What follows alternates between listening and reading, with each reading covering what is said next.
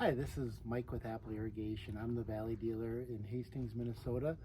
Today I want to talk to you a little bit about center pivot basic troubleshooting and center drive motor testing.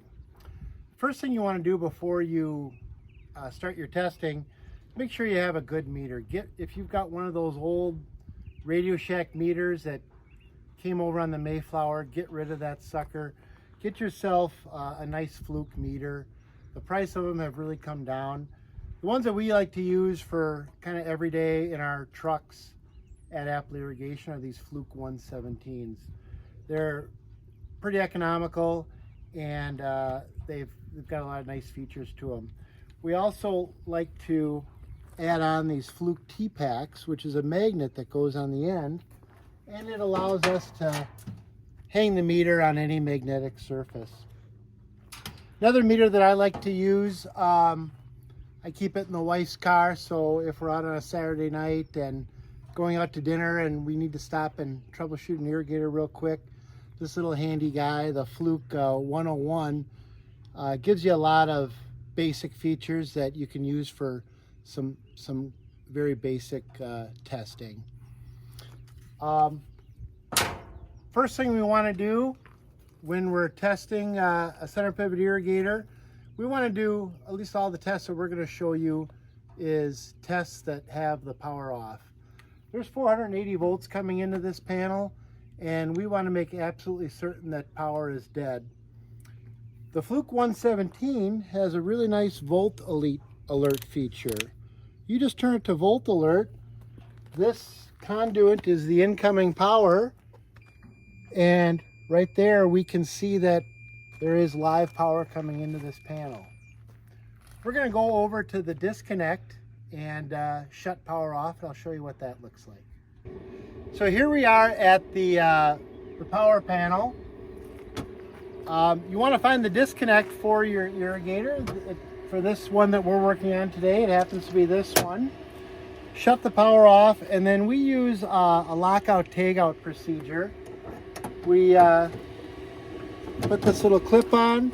We've got a tag with our name on there, who to contact. Now, power is locked out. There's absolutely no way someone can turn on the power while we're working on the irrigator. Now let's go back to the center pivot panel. Here we are at the center pivot panel. We can take our volt alert feature on our Fluke 117 meter, put it up against the conduit. There's no beeper and there's no red light that comes on, so we can be reasonably certain that there's no power coming into here. The display is also dead. We open up the panel. On any center pivot irrigator, whether it's Valley, Reinke, Zimmatic, there's always two types of circuits. There's a 110 volt control circuit, and there's a 480 volt three-phase circuit. The 110 volt control circuit on a Valley has a very nice little 5 amp fuse or 5 amp circuit breaker right here. If this circuit breaker is tripped, there'll be a little white line that pops out here, and you simply push this in and reset it. If this circuit breaker is tripped, it's something in the control side of the machine that's giving you a problem.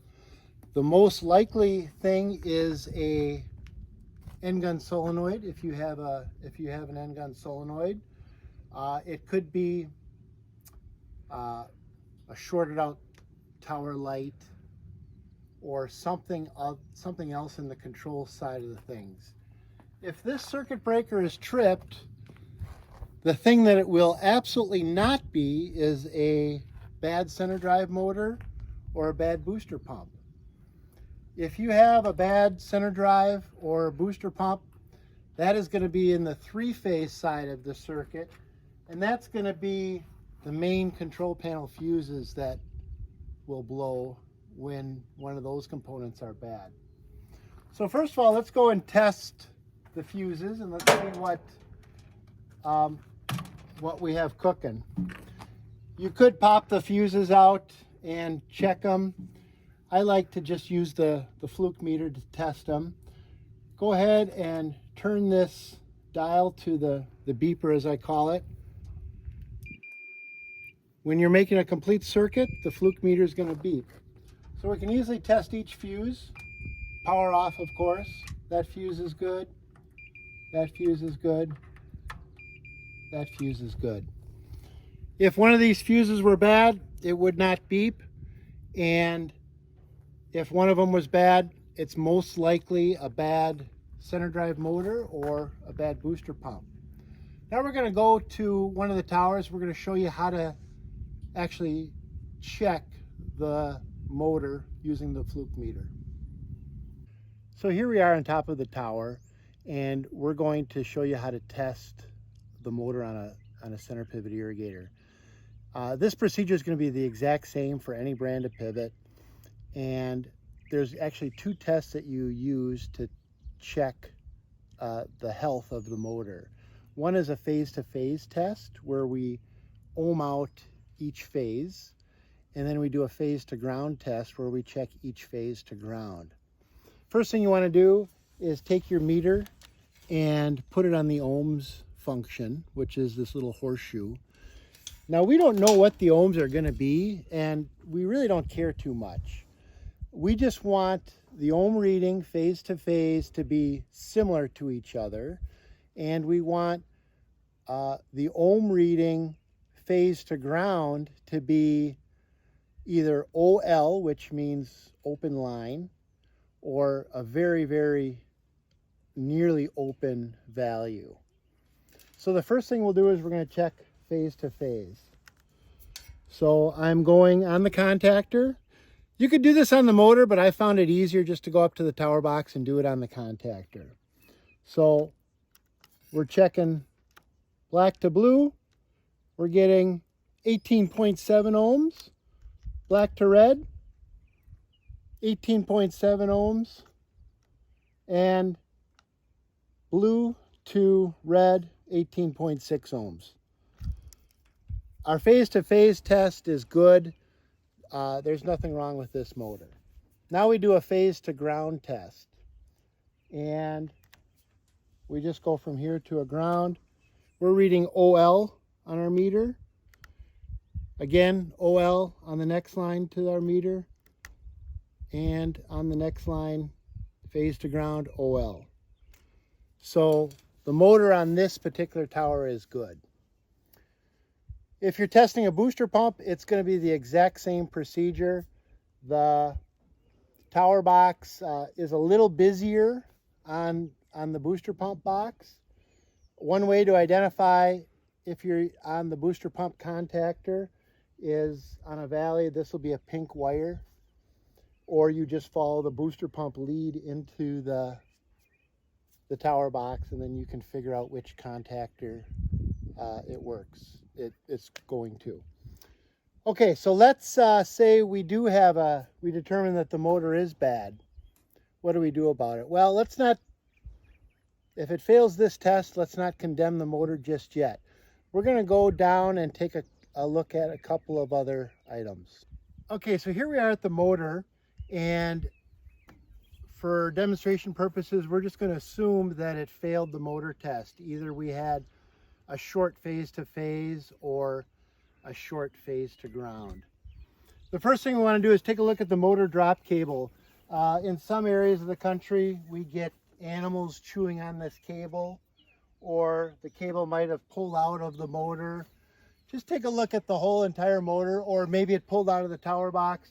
Make sure that the motor's in good shape. Motor drop cable's in good shape. Second thing you want to do on a valley, little 7/16 socket. Pop this cover off, and you want to look at these wires.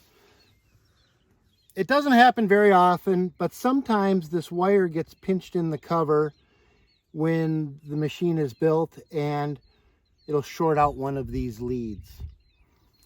The next thing you'd want to do, just to verify that nothing else is wrong this way, is you want to disconnect the motor leads from the motor and check the motor again.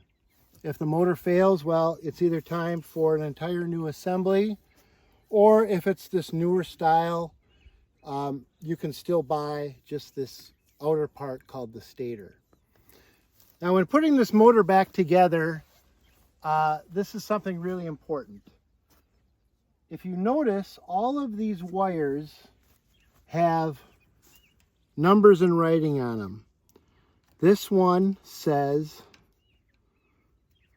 1 or T1. It also has the words 1 on it. Black is supposed to go to 1. Blue is supposed to go to 2. And red is supposed to go to 3.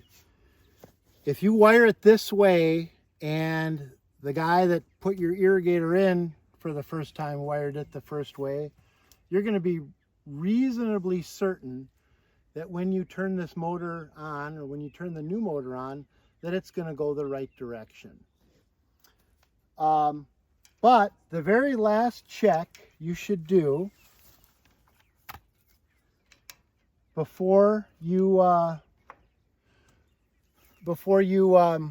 walk away from the machine is to absolutely make sure that the machine is going the right direction. We're going to show you that now. Okay, now that we've replaced our center drive, the very first thing we want to do before we walk away from the machine is make sure that the tower is going in the right direction.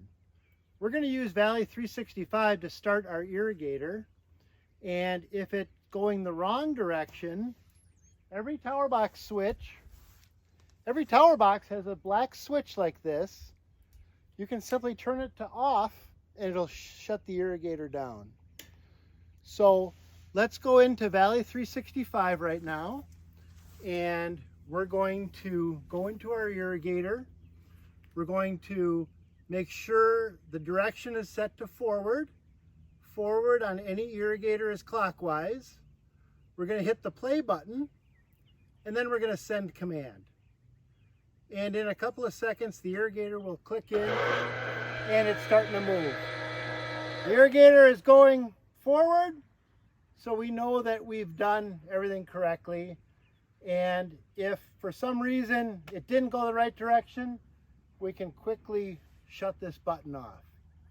Hey, thanks for watching our video on basic pivot troubleshooting. Hope you enjoyed it. Hope you found it informative. And please, if you want to continue to get some really good videos on irrigation, please like and subscribe to Apple Irrigation on YouTube.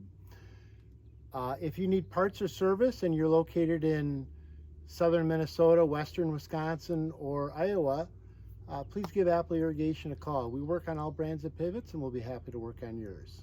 Thanks for watching.